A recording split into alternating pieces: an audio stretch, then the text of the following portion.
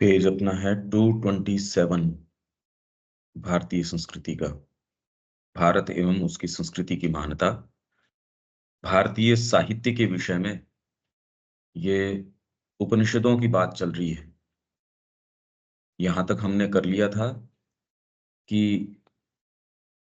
उपनिषद वेदांत कहलाते हैं, अर्थात वे वेदों की भी अपेक्षा अधिक ऊंची मात्रा में नॉलेज के ग्रंथ हैं। पर नॉलेज शब्द यहाँ ज्ञान शब्द के गंभीरतर भारतीय अर्थ में ही अभिप्रेत है।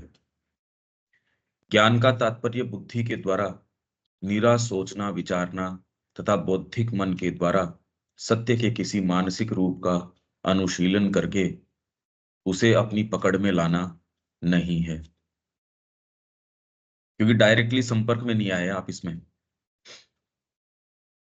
भाई कोई भी चीज के आप संपर्क में आ रहे हो, किसी व्यक्ति ने सामने कोई मीठी चीज खाई, सपोज आपको लग रहा है, जिसको आपने महसूस किया कि ये मीठी चीज है, तो आपको उससे जो तृप्ति मिलती है आपको लगता है सामने वाले को भी वैसी ही मिल रही है।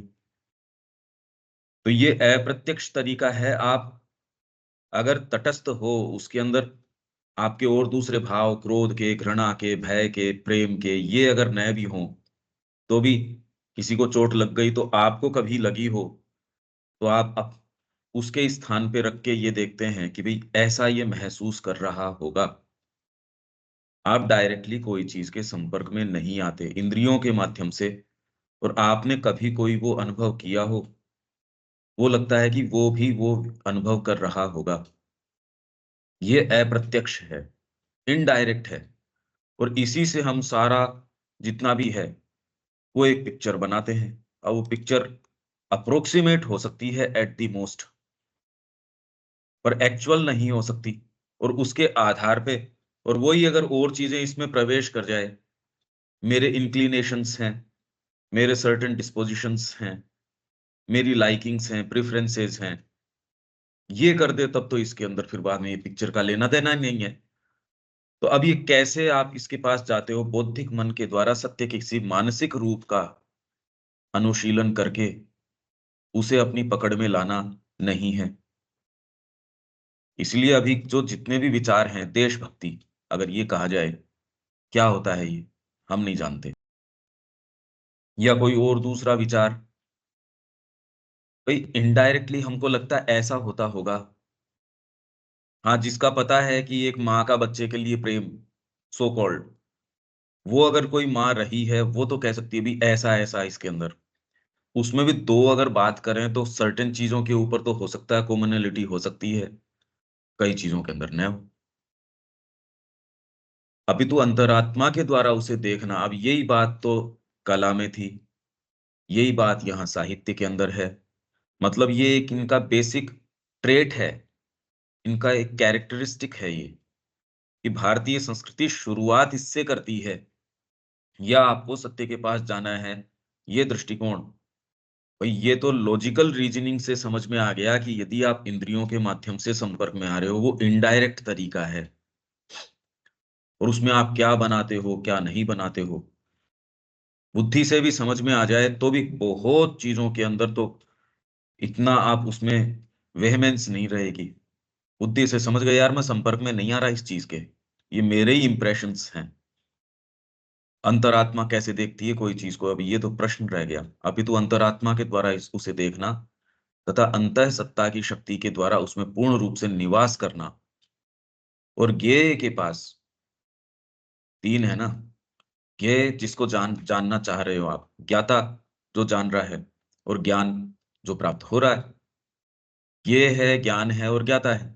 तो ज्ञेय के साथ एक प्रकार के तादात्म्य द्वारा उसे आध्यात्मिक रूप से अपने अधिकार में लाना है। भाई इसीलिए मैंने कहा तादात्म्य द्वारा आप वो व्यक्ति बन गए।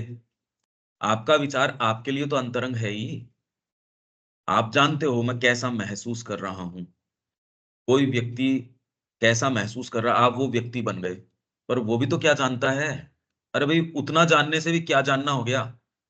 इसलिए ये क्या कह रहे हैं, एक प्रकार के तादात्म्य द्वारा, तादात्म्य तो हो गया, आध्यात्मिक रूप से उसे अपने अधिकार में लाना है, जानना और अधिकार में। अधिकृत करना उस चीज को। अभी वर्तमान में हम खुद की फीलिंग्स हमारे नजदीक हैं। हम जो महसूस कर रहे हैं इंद्रियों के माध्यम से, मेरे को टच हुआ, मेरे को टेस्ट मैंने लिया, वो क्योंकि मैं आइडेंटिफाइड हूं खुद से, इसलिए सारे लोग, सब पद्धतियां ये कह रही है भाई ये आइडेंटिफिकेशन थोड़ा सा लूज करो, और इसको थोड़ा, और इसके अंदर फिर बाद में आपके सेंस ऑफ एक परिवार है, वो इस तादात्म्य के बोध को थोड़ा और परिवर्तित कर देता है। वो कहता है यार खाली शरीर से ही क्यों तादात्म्य है तू, परिवार भी तेरा है। फिर बाद में कोई कहता है अरे बड़ा व्यापक व्यक्ति, ये तो समाज के साथ भी ये तादात्म्यता है इसकी। फिर कोई कहता है राष्ट्र के साथ भी है, कोई कहता है मनुष्य जाति के साथ है। पर इस इन सारों के अंदर ठीक है, लार्जर एंड लार्जर तो होता जा रहा है, हो सकता है किसी के साथ इनके साथ एज सच न हो, और डीपर आपके अंदर हो कोई चीज, तब जो वो कह रहे हैं ऐसे व्यक्ति जो हैं, गीता कह रही है सर्वभूत हिते रतः, सब भूतों के हित में रत रहता है, सोच के थोड़ी करता है कि मैं इसका कल्याण कर दूं। वो जो कर रहा है वो ही कल्याण होता है। तो आध्यात्मिक रूप से अपने अधिकार में लाना है, और क्योंकि केवल आत्म तत्व के समग्र ज्ञान के द्वारा ही इस प्रकार के प्रत्यक्ष ज्ञान को पूर्ण बनाया जा सकता है, इसलिए वैदांतिक ऋषियों ने आत्म तत्व को ही जानने, उसमें निवास करने तथा तादात्म्य के द्वारा उसके साथ एक हो जाने का यत्न किया। यही मैं कह रहा हूं। अरे भाई सबका जब वो एक आत्मा है, एक ये कॉन्सेप्ट मेरा परिवार है, ये आपको एकजुट कर देता है। इसीलिए एक जो विचार आया फ्रांसीसी क्रांति के साथ, फ्रीडम, स्वतंत्रता, समानता और भ्रातृत्व। अब इसके अंदर फ्रीडम का अगर प्रयास करोगे तो फ्रीडम अगर बाहरी आप नेचर के को कहोगे फ्री, तो वो तो फ्री है नहीं, आंतरिक है। फ्रीडम के नाम पे जो हो रहा है सो देख ही रहे हो। समानता, सबको समान होना चाहिए, मतलब क्या, जब वो है ही नहीं समान। असमान के साथ समान कैसे कर सकते हो? एक माँ अपने बच्चों के साथ समान मतलब यथायोग्य तो कर सकती है, वो उसमें समानता हो सकती है। तीसरा है भ्रातृत्व, फ्रेटर्निटी, ये आत्मा का गुण है। इसलिए आज तक तीनों में से कोई सा ही नहीं आ पाया। श्री अरविंद कह रहे हैं न उस समय धरती इस चीज के लिए तैयार थी, न आज तैयार है। जो लोग मानसिक शिक्षा की बात करते हैं, उनको श्री अरविंद का ये कि न तो धरती तब तैयार थी, न धरती आज तैयार है, इस एक बेसिक सी बात के लिए भ्रातृत्व है ही नहीं। भाई ये कॉन्सेप्ट एक परिवार का है, वो आपको जोड़ देता है। घर पे एक अपंग व्यक्ति भी है, उसको कोई दिक्कत नहीं है, उसको ये चिंता नहीं है। हाँ, पर माँ बाप को होती है यार हम हैं तब तक तो चलो इसकी दिक्कत नहीं है, बाद में इस तरीके का। पहले कोई ऐसी कोई भी समस्या नहीं है जब एक परिवार में नहीं है। एक कॉन्सेप्ट आपका आ गया, अरे अपन तो सारे माँ के हैं, उसमें सब अलग अलग काम कर रहे हैं, काम के बंटवारे के हिसाब से एक को अपन ने पब्लिक डीलिंग का काम दे दिया, एक मैं खेती का संभाल लूंगा, इसमें क्या बड़े छोटे की बात है। बिल्कुल भी ये आज का युग जो है, ये अपनी मानसिकता को उस युग के ऊपर ट्रांसपोज करने का प्रयास कर रहा है, बाकी उनके ऐसी कोई बात नहीं थी। हम इतिहास में आज की मानसिकता को उनके मुंह में डालने का प्रयास करते हैं, फिर कहते हैं देखो उसमें ये था। एक माँ के पास सारे के सारे हैं, मान लो आश्रम में हैं, माँ ने किसी को ग्रेनरी में लगाया तो कोई वो छोटा नहीं हो गया, और किसी को मैनेजमेंट का काम दिया उससे कोई वो बड़ा नहीं हो गया। ऐसे ये तो पत्र हैं भाई। वहां डाइनिंग हॉल के अंदर ही एक इंचार्ज है, बाकी अरे कोई व्यवस्था के अंदर अनुशासन तो करना पड़ेगा आपको। ऐसे थोड़ी हर जना चला गया माँ के पास, और हर जना जा भी रहा था पर उसका एक एक अनुशासन था। पर उसमें जो जो ऊपर उनका जो हेड है उस डिपार्टमेंट का, जो भी, वो उनके साथ क्या कर रहा है, व्यक्ति उनके पत्र हैं, वो कह रहे हैं ये हमारे साथ गड़बड़, तो उसको ये समझा रही है माँ की तेरी ये साधना के अंग के रूप में दिया है, यहाँ कोई तू बॉस नहीं है। और दूसरा जो माँ को सीधे अप्रोच कर रहा है, वो कहता है नहीं ये अप्रोच गलत है, तेरे को अनुशासन, तेरे को इस चीज से कोई मतलब नहीं है, ये तो मेरी व्यवस्था है। दोनों को इस दोनों ये समझा रही है वो, तुम पर्सनल तरीके से इसको मत लो काम को, और इसमें ग्रो करने का कितना एक व्यक्ति को ये मिलता है। नहीं हर जना इस अहंकार से, मैं तो साधक हूं, मेरे को ये कैसे बता सकता है। ये चीजें आती है, पर उसको चेतना किस तरीके से मैनेज करती है, और उसमें इतनी वो समस्याएं आती नहीं। वही अगर कोई दूसरा सेटअप हो जिसमें भ्रातृत्व का लेना देना नहीं हो, भी माँ किस चीज को काम में ले रही है, कि तुम आए किस लिए हो, ये कहते ही व्यक्ति, क्योंकि आया तो अंतरात्मा के लिए है, इसलिए वो उस बात से समझ जाता है। भाई परिवार के अंदर खारी मीठी तो होती है सारों के बीच में, पर कहते हैं यार अपन दोनों भाई भाई हैं, या अपन तो परिवार हैं, तो आप तुरंत उसको सारी चीज को रिजोल्व कर देते हो।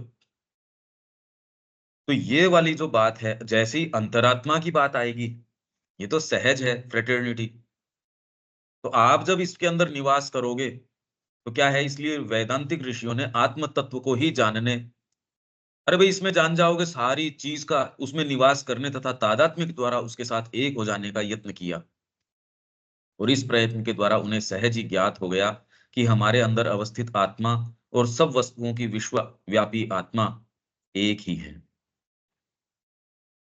ये इतनी सुंदर और इम्पोर्टेंट बातें हैं, अपन तो खाली यहाँ एक एक विवेचन कर रहे हैं विचार के माध्यम से, पर ये एक्चुअल क्या होती है, उसका आनंद क्या होता है, हमको इसके लिए जो भी लाइफ में चेंजेस करने की आवश्यकता है, या जो कुछ करने की आवश्यकता है, चिंतन करने की आवश्यकता है, कॉन्टम्पलेट करने की आवश्यकता है, जो कुछ भी है, इसके लिए एक समय निर्धारित करके या सारे समय इसका प्रयास करके इनमें एक्चुअल्स में प्रवेश करना चाहिए। ये वर्णन तो बहुत हो गया कि भी तदात्मता के द्वारा ये होता है, पहले तो भाई बुद्धि से ही आप थोड़ा थोड़ा थोड़ा थोड़ा, शुरू में तो आप विजुअलाइज करेंगे, कुछ ये करेंगे।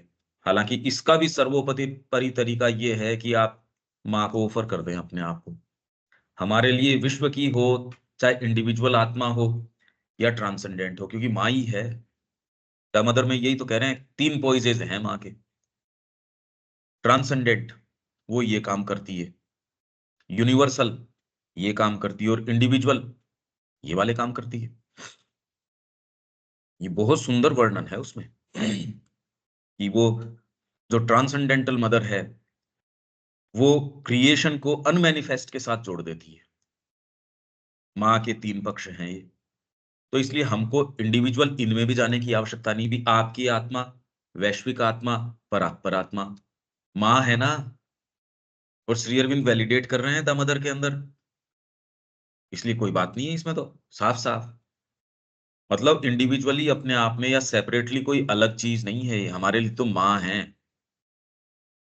और फिर यह आत्मा भी परमेश्वर एवं ब्रह्म परात्पर पुरुष या सत्ता के से अभिन्न है। जो विश्व आत्मा है वो परात्पर पुरुष, देखो कितना कंसिस्टेंटली ये चल रहा है, आगे की लाइन का नहीं पता हो के भी, पर यही तो बात आनी चाहिए, यही बात आनी चाहिए कि माँ के तीनों पॉइज हैं, इंडिविजुअल रूप से आपके अंतरात्मा में विराजमान है, वो आप बन गई, आपकी आत्मा भी और कोई दूसरी चीज नहीं है, और आप हो एक विश्व व्यवस्था के अंदर हो, वो भी वही है। इसीलिए कोई नियम नहीं है, आप उसी जगत में तो रह रहे हो, माँ के जगत में रह रहे हो, क्योंकि विश्व इससे परे नहीं है ना, इसलिए रह रहे हो। नहीं तो हम ये कैसे कह सकते थे, नहीं तो इंडिपेंडेंटली हम ये नहीं कहते भाई एक माँ ने थोड़ा सा जगत खुद का बनाया, बाकी एक जगत किसी और का है, एक किसी और का, ऐसे नहीं। भी वैश्व जननी वही है, वो इंडिविजुअल बन गई हमारे रूप में, वही परात्पर स्वरूपा है। तो इसलिए कोई इसमें इश्यू है ही नहीं, न कोई अपने आप में नियम है न कोई और है, ये नियम केवल आपकी प्रगति के लिए है, ये स्वीकार करो, इसमें क्या दिक्कत हो रही है। ये उस इंडिविजुअल की केवल प्रगति के लिए ही, कि कैसे वो इसमें प्रगति करे, उसके लिए आपको, जैसे भाई एबीसीडी के अगर कोई नियम कहो तो नियम क्या है इसके अंदर, और कोई कहते मैं तो इसको तोड़ के जा रहा हूं, अरे तोड़ने की बात नहीं है, किसी में क्षमता है वो फट से सीख लो, इसको नहीं सीखना है कोई और नई चीज आ जाए। ये सारे सोपान हमारी प्रगति के लिए है, ये नियम नहीं है, इन दोनों में अंतर है, कि आपको ये सहायता प्रदान की गई है, सर्टेन मोल्ड्स, स्कैफोल्डिंग्स, सपोर्ट्स, इस तरीके की चीजें प्रदान करके कि इंडिविजुअल की जो आंतरिक अभिव्यक्ति है आत्मा की, क्योंकि और कोई दूसरी चीज है ही नहीं, जब जगदम्बा आपके रूप में है, वैश्विक रूप से वही है, और होता होगा कोई नियम, आप कभी संपर्क में नहीं आओगे उसके, आप तो उसी के संपर्क में आओगे जो एक एक स्पेशल आप में एट्रीब्यूट है। और दूसरों से कोई कहीं तालमेल भी बैठता है, वो भी उसी के माध्यम से बैठेगा। और इंडिपेंडेंट होता क्या है? अरे भाई, क्या इंडिपेंडेंट रियलिटी है? होती होगी और दूसरी रियलिटी, हमको कोई जरूरी थोड़ी है उसमें जाने की। आप जिस रियलिटी को महसूस करते हो वो आपके लिए रियल है, वो एक जगत है, उसमें विश्वास करो और उसमें निवास करो। जो आपकी अंतरात्मा को गवारा है, मतलब कि जो, हाँ भाई ये बात है, जो डीपेस्ट आपको चीज हो गई, उसको स्वीकार करो, विश्वास करो। वो जगत है, अपने आप में इंडिपेंडेंटली। विज्ञान की भी बातें यदि आप आपस में रखें सारों को, वो एक दूसरे का ही खंडन करती है, कोई पिक्चर नहीं देती। आप वास्तव में किसी भी फील्ड में प्रवेश करते हैं, अगर उनके डिस्क्रिप्शन को भी रखें, तो उनमें इतने इतने लूप होल्स हैं, इतने इतने छिद्र हैं, कि आप यदि उनके ऊपर प्रश्न करें तो उसका कोई मायना ही नहीं निकलता। तो यहां ये समझो आप, सांख्य एक तरीके से वर्णन कर रहा है, वो कह रहा है कोई चीज ही नहीं है। भगवान बुद्ध शून्य बता रहे हैं, शंकराचार्य जी मिथ्या बता रहे हैं, कोई तीसरा कुछ बता रहा है। मतलब टॉप मोस्ट माइंड्स अगर इस तरीके के निष्कर्षों पे आ रहे हैं, इसका आप सुविधाजनक तरीके से क्या निष्कर्ष निकाल सकते हो? आप उसी रियलिटी के संपर्क में आओगे जो आपके अंदर इनग्रेन्ड है। तो अंदर भीतर जाने की बात है, वही नियम है और वही सारे कानून है, और कोई नियम है, भौतिक नियम भी नहीं है। भाई विश्वास करो ना इस बात पे। और वो नियम है तो आपकी सेवा के लिए है। इसीलिए फिर बाद के अंदर वो जो नियमों की कल बात चल रही थी, अगर पोइज आप ले लेते हो पहले विटनेस का, चीजें चेंज हो जाएगी। जब भोक्ता आपके आ जाओगे तो प्रकृति आपके भोक्तृत्व के लिए सारी चीज अरेंज कर रही है, तो नियम कहाँ हो गया? बाध्यकारी नहीं रहा ना। पर ये बात, चाहे आप गीता पढ़ लो, चाहे कुछ भी कर लो, ये वाली कड़ी एक जो है ना, ये विश्वास क्यों नहीं आता? और जबकि ये तो अपने लिए फायदे का ही विश्वास है, यूं देखा जाए तो। पता नहीं बंधन क्यों स्वीकार करते हैं हम। पर ये है, बड़ा कंफर्टेबल महसूस करते हैं बंधनों के अंदर। यही वेदांत उससे तादात्म्य प्राप्त करता है और उसको सामने लेके आ रहा है। और उस एकत्व में तथा एकीकरणीय अंतर्दर्शन के प्रकाश में, प्रकाश के द्वारा उन्होंने जगत की सब वस्तुओं के अंतरतम सत्य को तथा मनुष्य की आंतर और बाह्य सत्ता के अंतरतम सत्य को देखा, अनुभव किया और उसमें निवास किया। तो इसलिए बाहरी नियम नहीं है, ये तो सपोर्ट्स हैं, सपोर्ट सिस्टम है ग्रोइंग सोल के लिए, कि वो कितना फास्टेस्ट और मोस्ट इंटीग्रल तरीके से जो वो है वो बन जाए। बस। नियम क्या होता है? सपोर्ट नियम नहीं है ना, है तो है। उपनिषद आत्मज्ञान, विश्व ज्ञान और ईश्वर ज्ञान के काव्य में स्तोत्र हैं। आत्मज्ञान, विश्व ज्ञान और ईश्वर ज्ञान।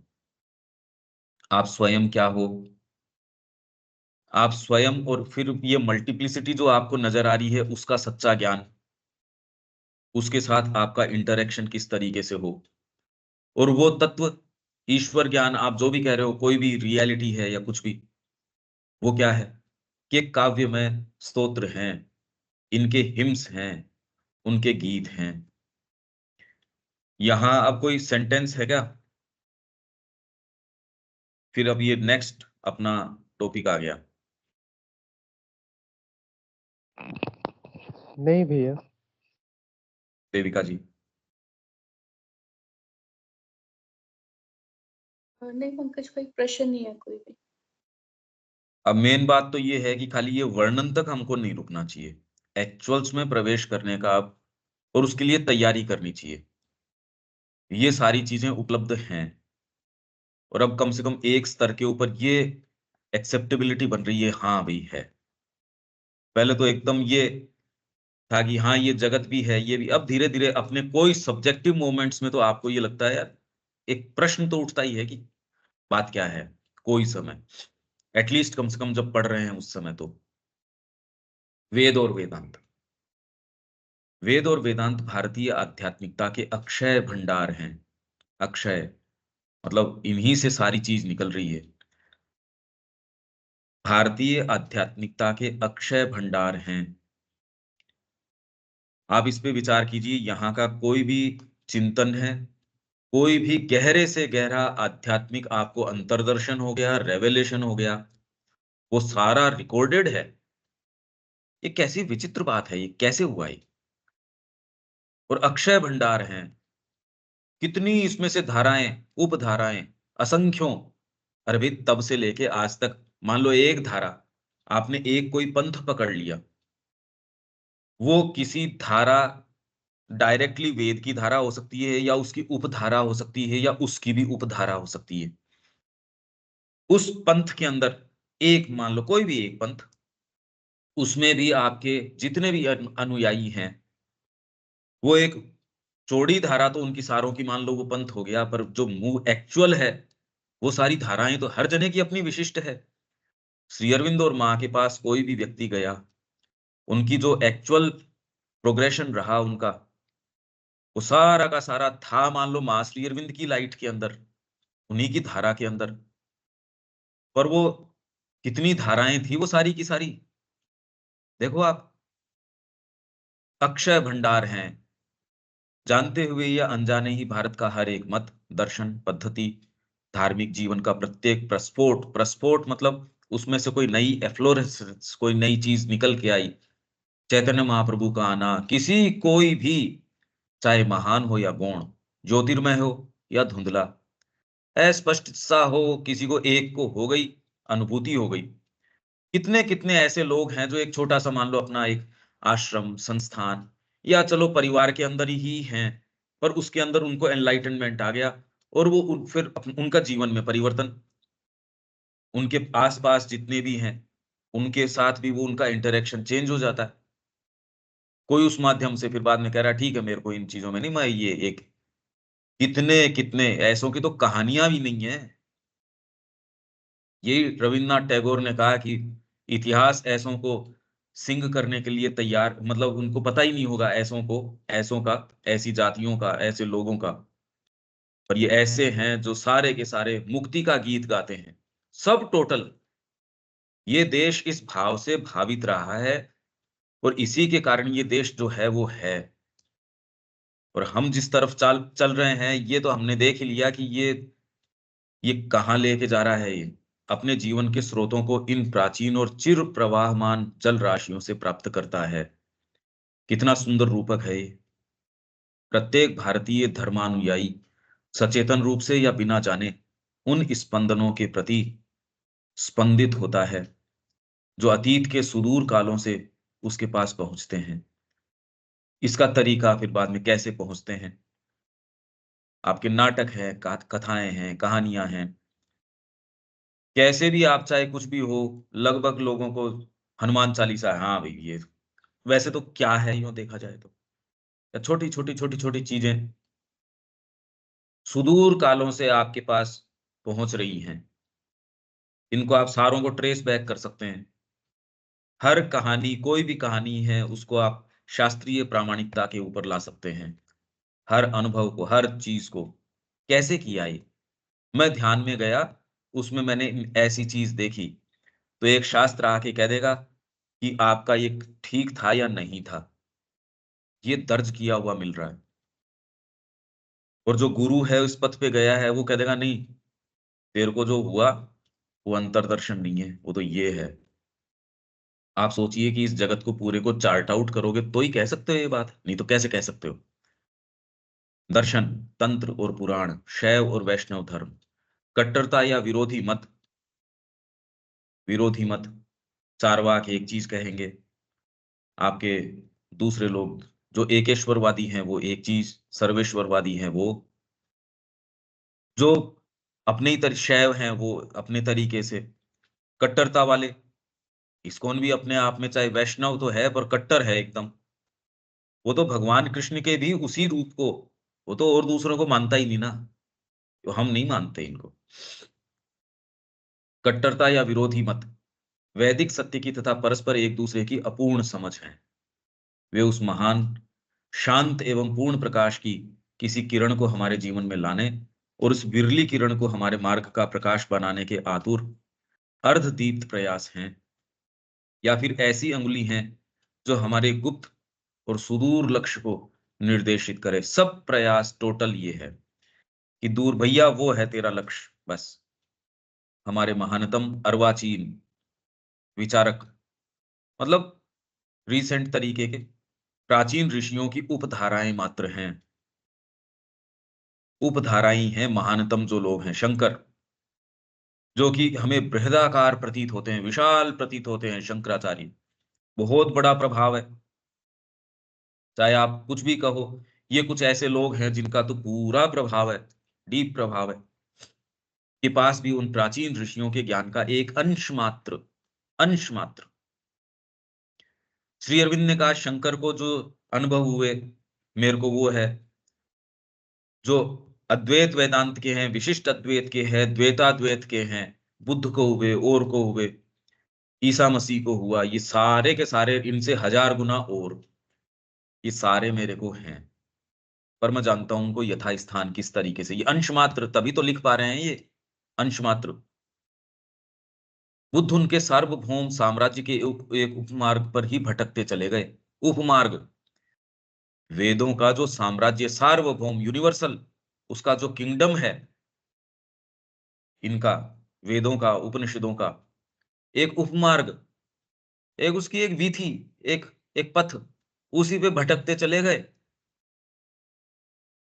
एक अज्ञात पुरातन समय की ये रचनाएं शाश्वत जननी के अनेक स्तनों की भांति हैं, जिनसे कि हमारे सभी परवर्ती युग, बाद के युग पोषित हुए हैं, और हमारे अंदर अक्षय जीवन का पोषण हुआ है।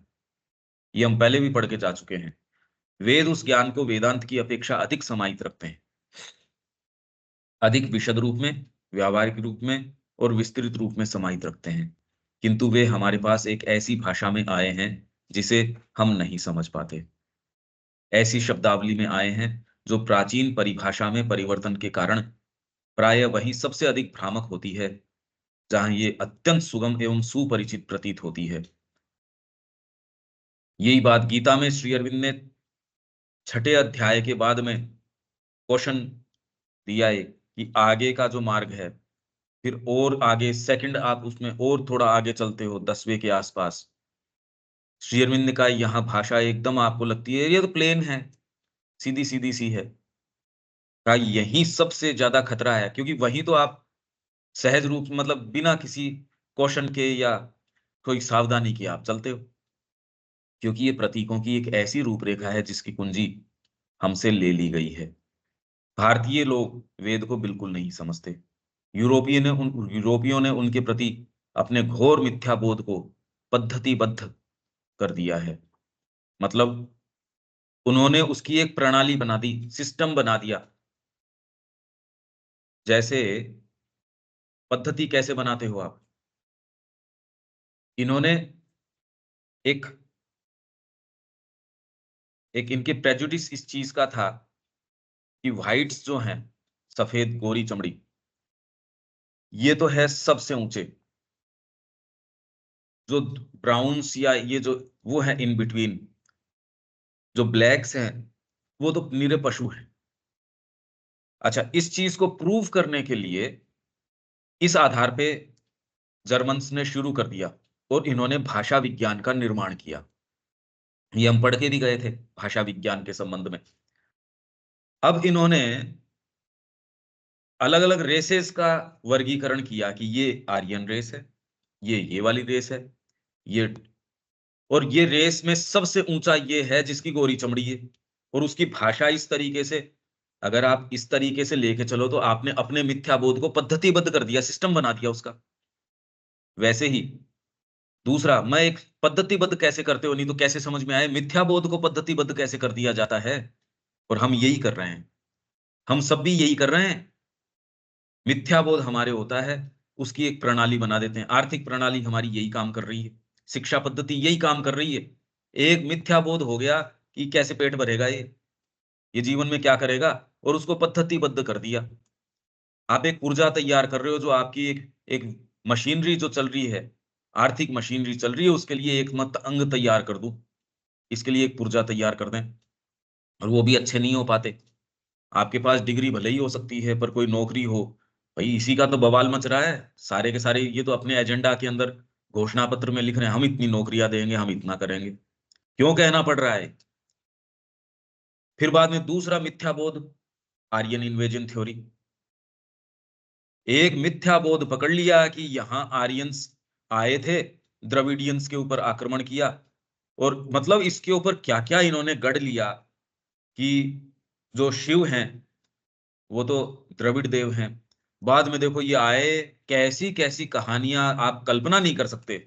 तो जो इसके आधार पे जो लाइब्रेरियां रही, क्या रही वो, और इसके ऊपर जो खोजें रही, जो बड़े बड़े मैप इन्होंने बनाए, रूट्स बताए जिसमें ये आर्यन इधर से आए, इधर से इन्वेड किया, इंस्क्रिप्शंस भी दिए होंगे। भाई आपकी चीज को प्रमाणित करने के लिए क्या क्या चीज देनी पड़ती है। हम यहाँ गए, हम इन साइट्स के ऊपर गए, इतिहास ऐसे ही तो प्रूव करोगे आप। वो सारे काम इन्होंने किए उस मिथ्या बोध को प्रूव करने के लिए। अब वो लाइब्रेरियां किस काम की है? आगता अपने से ज्यादा के क्या काम की है वो? विवेकानंद जी ने तब कह दिया कि अगर ये आर्यन है तो सब आर्यन है, और द्रविड़ है तो सब द्रविड़ हैं, यहाँ कोई दो रेस है ही नहीं। फिर श्री अरविंद ने ये बात कही। और आज भी जो डीएमके है या जहां भी ये डी आ रहा है, वो द्रविड़ जो बोल के कर रहे हैं, मतलब आपके पॉलिटिकल पार्टीज इसके ऊपर बना ली गई। ऐसे हम मिथ्या बोध को पद्धतिबद्ध कर लेते हैं, तो हम क्या इससे चूक बैठे हैं? भाई अभी हम वर्तमान में सोचते हैं कि हम एक निष्पक्ष इंक्वायरी कर रहे हैं, जीवन को देख रहे हैं, अरे कुछ नहीं, संभावना ही नहीं है इसकी, इसका तो कोई हो ही नहीं सकता। जिन लोगों ने पुस्तकें लिखी, आज भी यूनिवर्सिटीज के अंदर पढ़ाई जा रही हैं। आप ये सोचिए, आपके हिस्टोरियंस ऐसे हैं जो बड़े सीरियस हैं इस बारे में, आर्यन इन्वेजन थ्योरी को लेके, तो पद्धतिबद्ध कर दिया। तो वैसे ही वेद के संबंध में उन्होंने मिथ्या बोध को पद्धतिबद्ध कर दिया। अतः वेदों में निहित प्राचीन ज्ञान हमारे लिए वैसे ही है जैसे एक नदी उन अंधेरी कंदराओं में भ्रमण कर रही हो, जो सामान्य यात्रा के लिए अगम हो। उपनिषदों में ही यह धारा सर्वप्रथम खुली भूमि पर आती है। वहीं वह हमारे लिए, मतलब हम इसमें प्रवेश नहीं कर पाते। आज के प्रोफेसर हैं वो खड़े होके इस पे ये कहेंगे हम बताते हैं आपको वेद, अरे यार ये तो श्री अरविंद क्या कह रहे हैं वो समझ तो सही। और वैसे हम लोग इससे क्या लें? भाई वो कोई भी क्या करता है उससे कोई मतलब नहीं है। जब श्री अरविंद ने वेद रहस्य लिख दिया, ये सारी चीजें इसके ऊपर निर्भर कर रही है कि साधना में प्रवेश किए बिना ये भी हमारे लिए भी अगम रह जाएगी। और जो मिथ्या बोध को पद्धतिबद्ध करने की बात आ रही है, हम उससे नहीं चूक निकले। हमको तो इससे ये पाठ लेने की जरूरत है ना, रियलिटी, केवल रियलिटी हमारे लिए तो माँ है बस।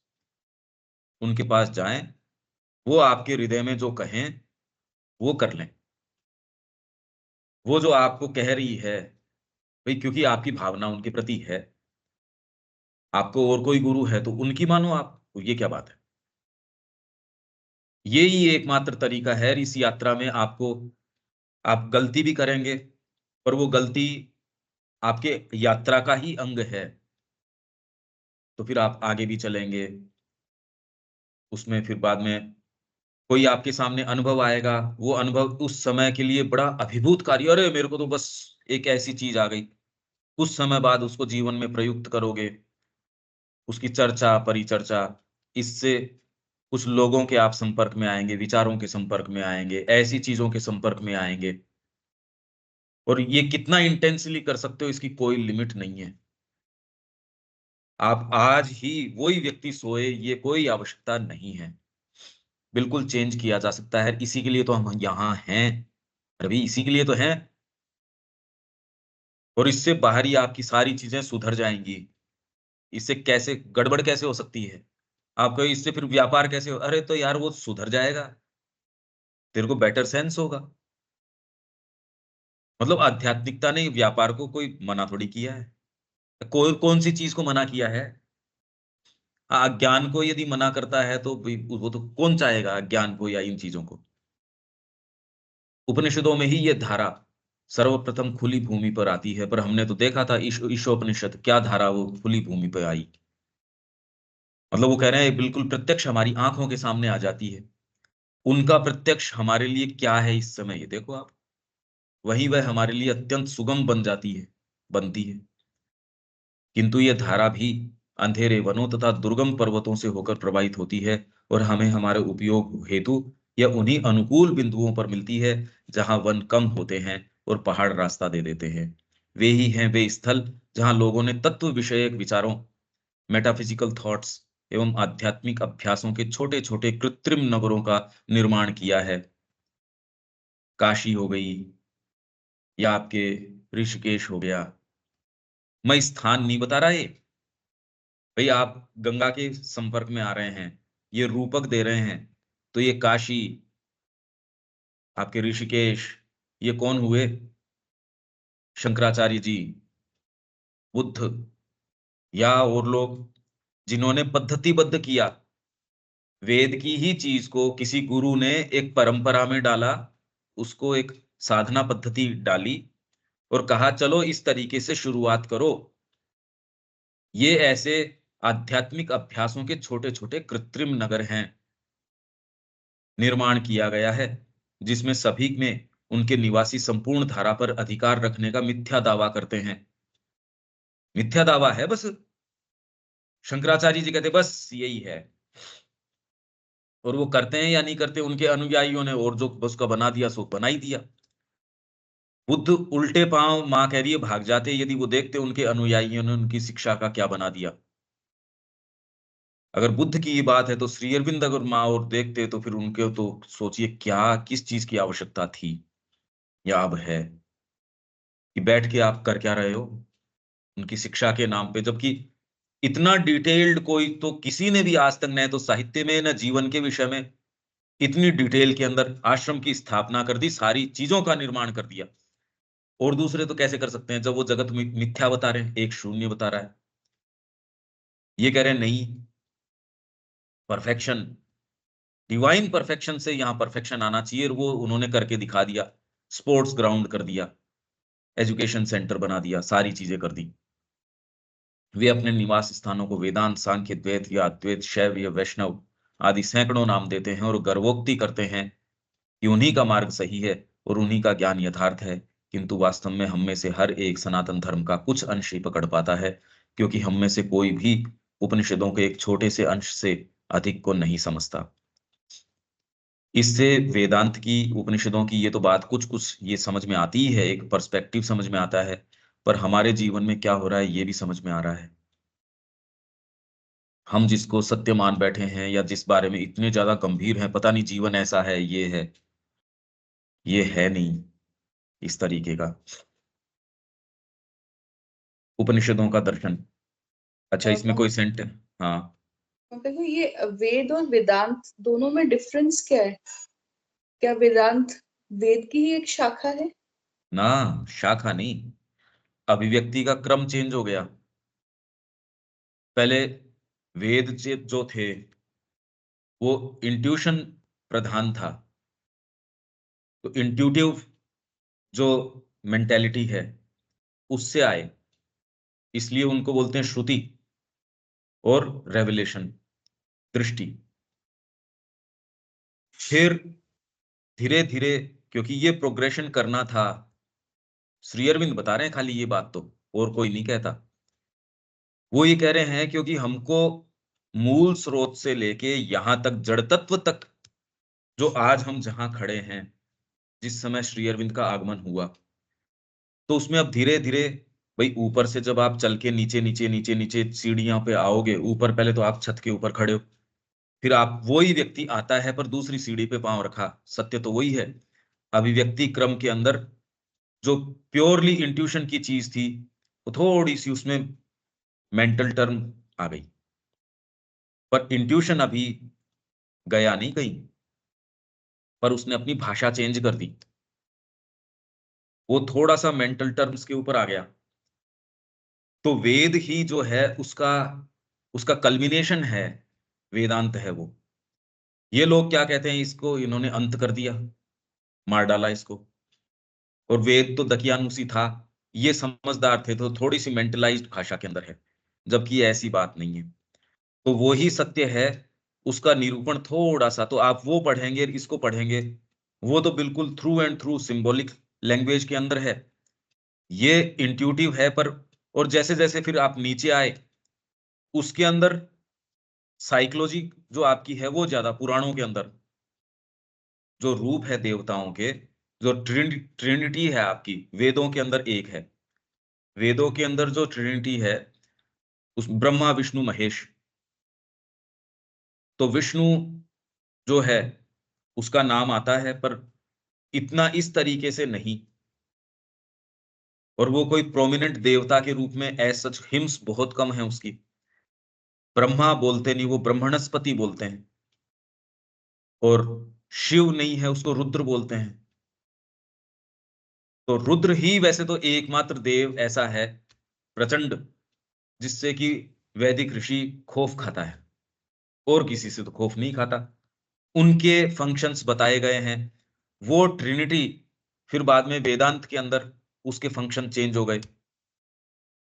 पुराण में आते आते उनमें और अंतर आ गया। फिर आपके वो ही देवी सरस्वती, उसके अंदर जो इंस्पिरेशन है वेदों के अंदर, यहाँ ज्ञान की देवी, वाग देवी, वाणी की और की, इनके फंक्शंस, और ये यही नहीं, ये मिस्टिक्स जहां भी विश्व में थे, श्री अरविंद कह रहे हैं ये एक परिवर्तन आया। तो ईशोपनिषद वगैरह को आप डायरेक्टली देखो भी, इसमें क्या है क्या नहीं है। तो अगर हमें जैसे वेदास अगर पढ़ने हैं तो पहले हमें स्टार्ट फिर वेदांत से करना चाहिए, क्योंकि वो ज्यादा मेंटलाइज्ड है। वेदास का मेंटलाइज्ड फॉर्म हो गया वेदांत। पढ़ा था अपन ने, ईशोपनिषद पढ़ा था ना? हाँ जी। क्या समझ में आया उसके अंदर वर्तमान हमें में? अरे भाई वो तो इंट्यूटिव मेंटेलिटी के एक्सप्रेशंस हैं। इंट्यूटिव मेंटेलिटी तब तक नहीं आ सकती जबकि आपकी फिजिकलिटी और वाइटलिटी और लोअर मेंटेलिटी प्रभावित हैं। ये टूटेंगी किससे?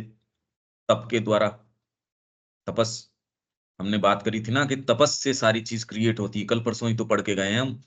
कुछ वो आपके अंदर ये फिर दूसरे जो जो पावर्स हैं, आपकी फैकल्टीज हैं, जिनके द्वारा आप जगत को जानते हो।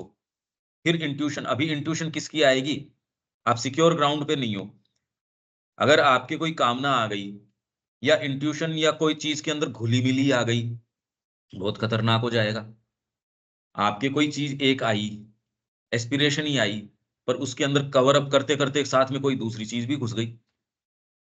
आपने इनविटेशन दिया एक को, उसी के लबादे में घुस के कोई दूसरा ऐसा जीव अंदर घुस आया, अब उसका क्या कर लोगे? वो तो बहुत खतरनाक हो जाएगा। हमारे पास प्रामाणिकता क्या है? सब बार बार बात तो वही आ रही है। तो हाँ आज जी। के समय में हमारे लिए सेफ्टी केवल चैत्य की है, माँ। और उस भाव को, सिंसियरिटी आप में होगी तो, और वो सिंसियर होने के लिए मजबूर भी कर देगा। आप अपने ऐसे क्षण, सारे समय तो नहीं होते मान लो, पर ऐसे क्षण जब आपको ये क्लैरिटी आए, उस समय माँ से कमिटमेंट को, और जो जैसे आपके प्रणब दा उन्होंने लिखा, we renew our pledge to labour for the scheme. आपकी जो स्कीम है उसको रिन्यू हम प्लेज करते हैं, ये वो स्टैंडिंग एट द ऑल्टर, वो जो है ना उनका लिखा हुआ, उन्होंने गाया भी है, एक टेप भी है उनकी। ये प्लेज तो हमको रोज रिन्यू करनी चाहिए, और जितनी बार दिन में कर सकते हैं उतनी बार करनी चाहिए। इसीलिए माँ कहती पता नहीं व्यक्ति इनसे क्यों भागता है, ये तो इनकी विशेष नीतियां, व्यक्ति की खुद की फैकल्टीज है भाई। ये तो विश्वास करनी चाहिए, इसके प्रमाण हमारे वेद वेदांत ये तो हैं। ये तो प्रमाण हैं ही। किस चीज से आए? श्री अरविंद और माँ के हम संपर्क में आ गए, उनकी अभिव्यक्ति हम देख ही सकते हैं। तो आप में जब हायर फैकल्टीज है, आप शरीर को भी देख रहे हो, आप कामनाओं को भी डिफरेंशिएट कर पा रहे हो, विचारों को भी कर पाते हो, विचारों की भी रेंज को आप डिफरेंशिएट कर पाते हो। तो फिर ये भी तो देखो ना, ये फैकल्टीज भी हैं हमारी, इंट्यूशन भी है, इंस्पिरेशन भी है, और ये कहीं ना कहीं आपको टच करती भी हैं। पर अभी कोई इतना क्लैरिटी, ट्रांसपेरेंसी नहीं है ना बीइंग की। उसमें आप पता ही नहीं कौन सी चीज किसके साथ मिक्स होके आ रही है। यहां आ रही है समस्या। बाकी तो हम सबको अनुभव भी हो रहे हैं, हम सबको ये सारी चीजें टचेज प्राप्त होते हैं। इसीलिए तो आप आ पाते हो, इसीलिए इसमें रस ले पाते हो। तो इसके लिए क्या करें? ये कॉमन सेंस की सी बात है, जो चीजें नीचे गिराती हैं उनको तुरंत बंद कर दो। ये आकलन तो किसी को भी, तो ये तो आप इंडिविजुअल के ऊपर है।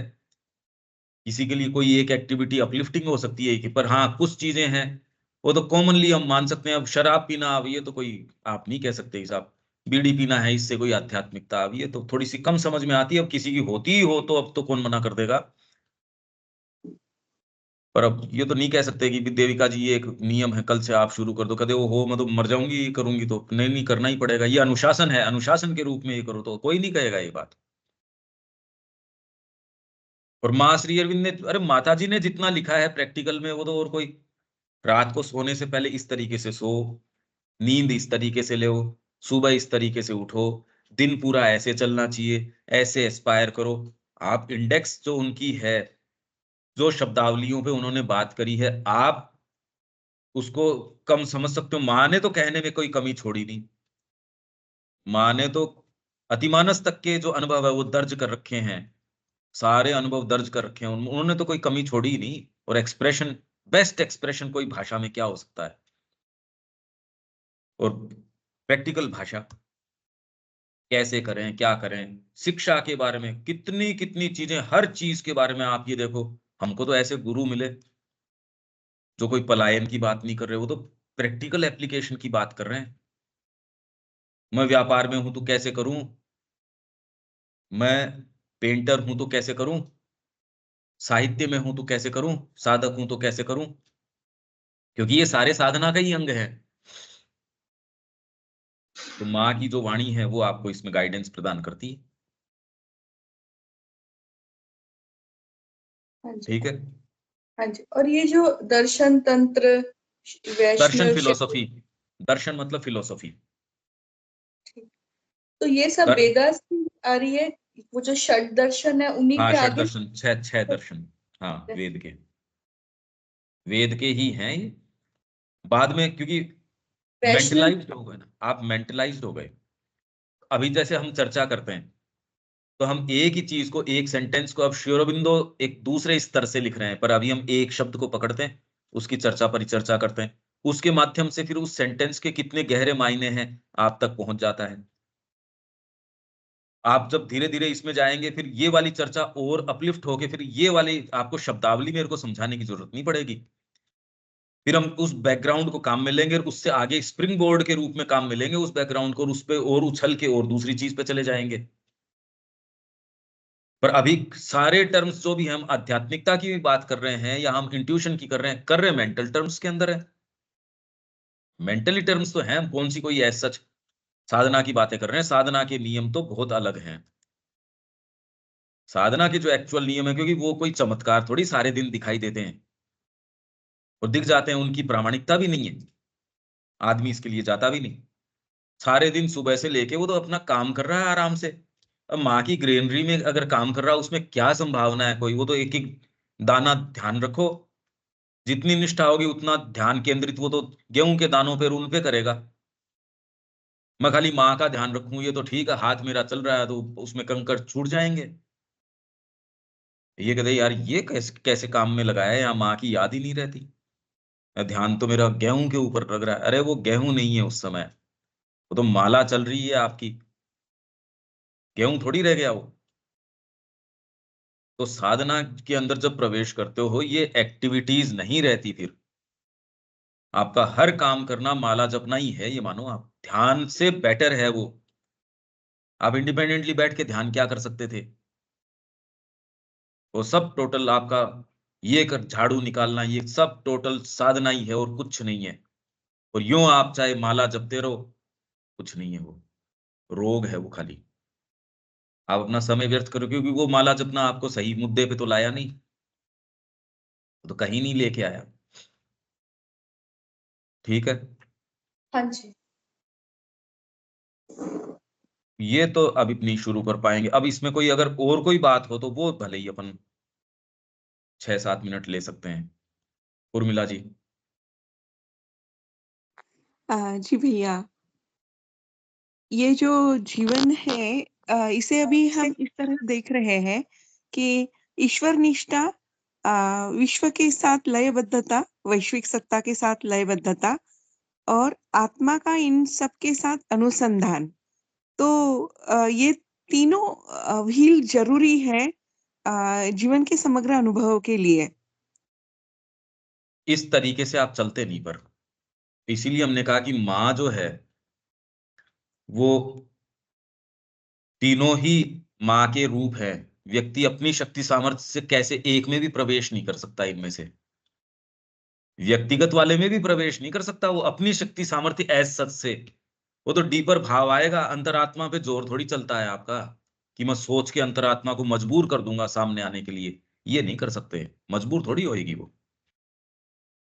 वही माँ जो विश्व रूपा, ये मैं आपको जरूर ये शेयर कर देता हूँ, ये बड़ी सुंदर है, ये 32वें वॉल्यूम में है ये।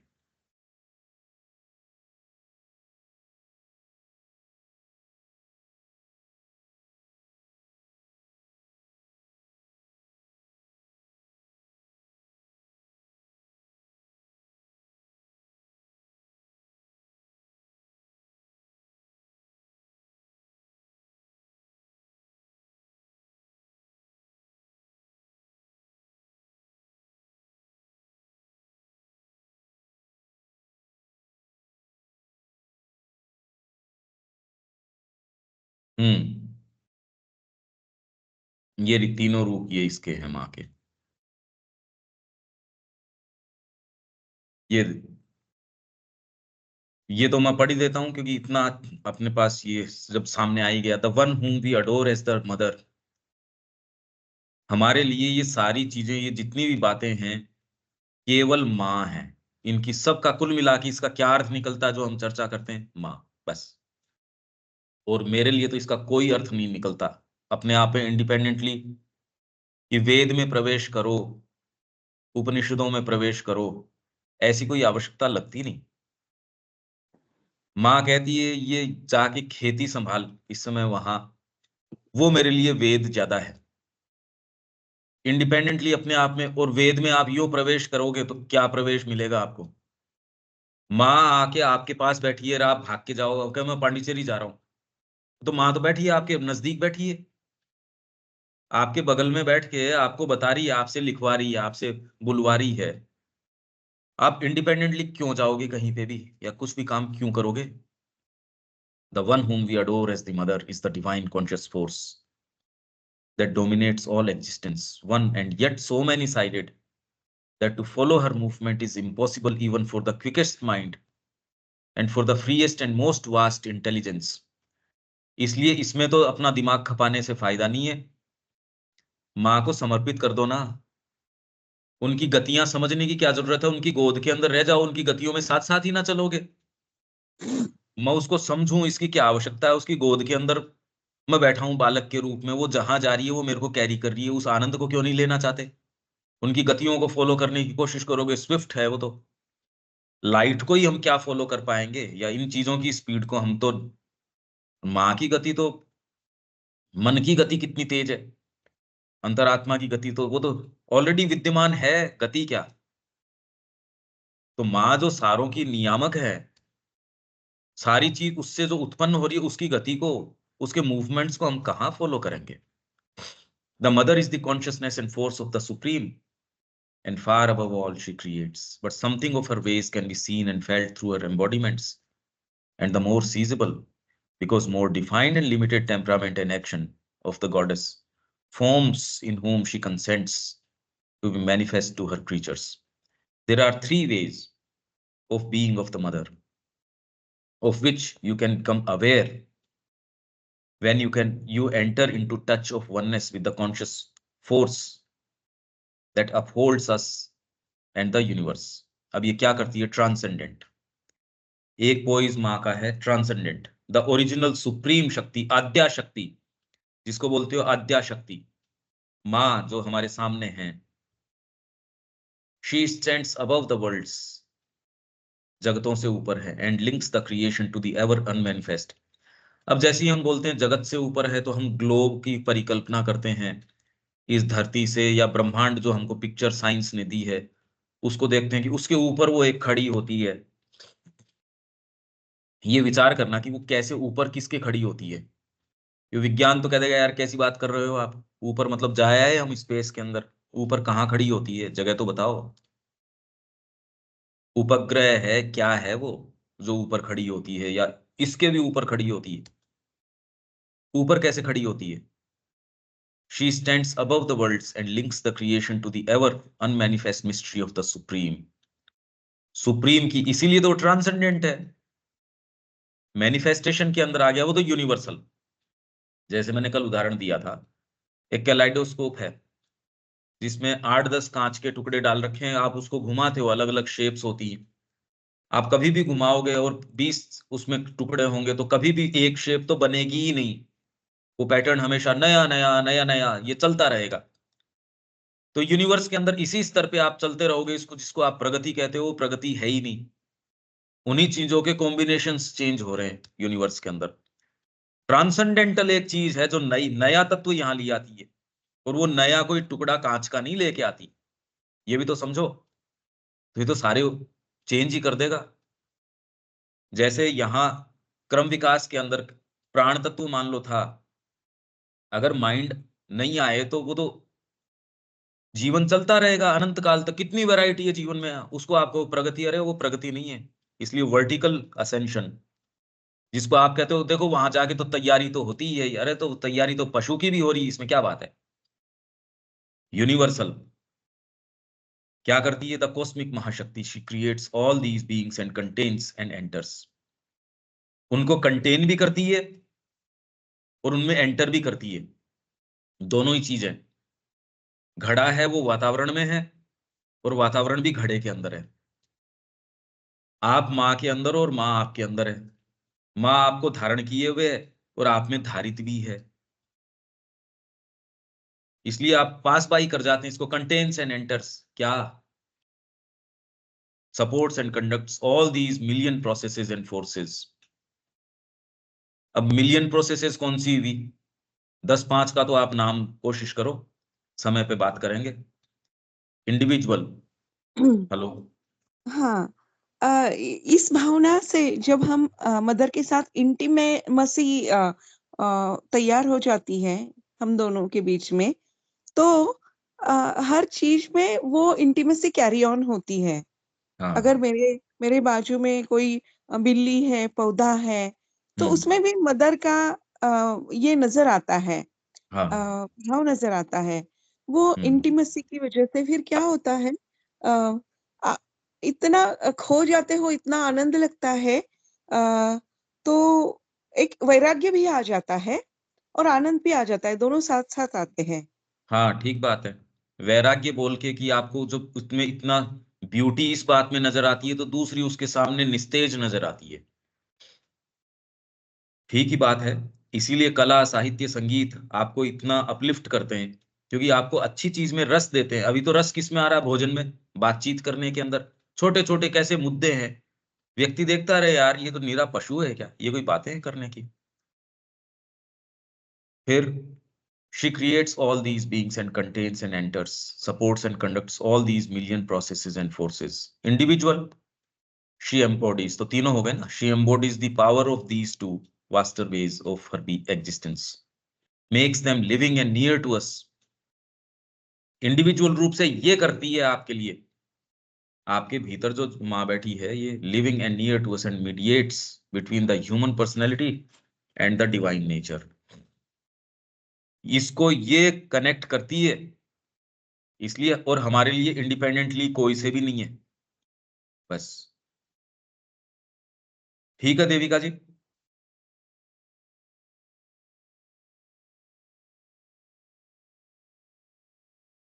विवेक,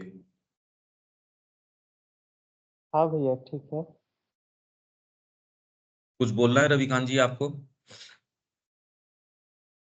नहीं, समझ में आ रहा है, कुछ नहीं बोलना है, सब सही है। हमें साधना करनी पड़ेगी लौट फेर के, फिर वही बात आती है। हाँ, सही कह रहे हो आप।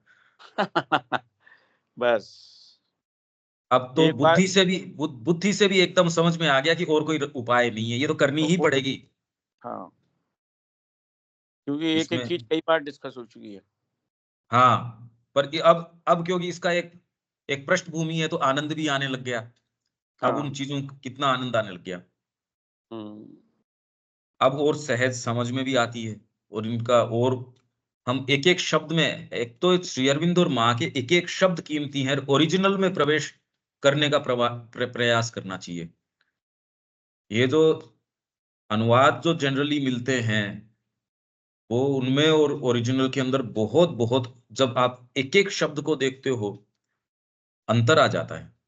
इसलिए हम प्रयास ये कर रहे हैं एक एक शब्द को, उसको कितना खोल सकते हैं, जितनी हमारी संभावना है और समय सीमा है उस हिसाब से। ठीक है दीपक जी। यहाँ पर एक लाइन आ रही है, भारतीय लोग वेद को बिल्कुल नहीं समझते, हाँ लेकिन इस पहले बोला गया है कि यहाँ का हर एक मत, दर्शन या धार्मिक जीवन वेद से प्रवाहित हो रहे जल राशियों से ही अपना जीवन स्रोत प्राप्त करता है। हाँ। समझ में नहीं आ रहा है। माँ श्री अरविंद के प्रति हमारा भाव तो है, समझता कौन है? समझने वाला तो कोई दिखता नहीं। जिन्होंने इसके ऊपर पुस्तकें भी लिख दी उनकी बातें देखो तो वो तो और मूर्खता की बातें हैं। वह भाव है तो इसलिए समझते नहीं है।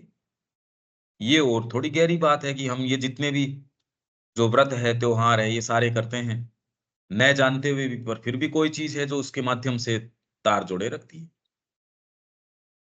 जानते तो नहीं है हम।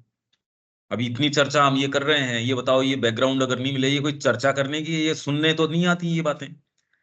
भैया हम तो आज मीडिया के कारण सारी चीजों के से संपर्क में हैं। जो भी कोई थोड़ा सा भी इन्फ्लुएंशियल है या कोई भी है, ये बातें जो माँ श्री अरविंद की ये इस तरीके से सुनने में आ नहीं रही।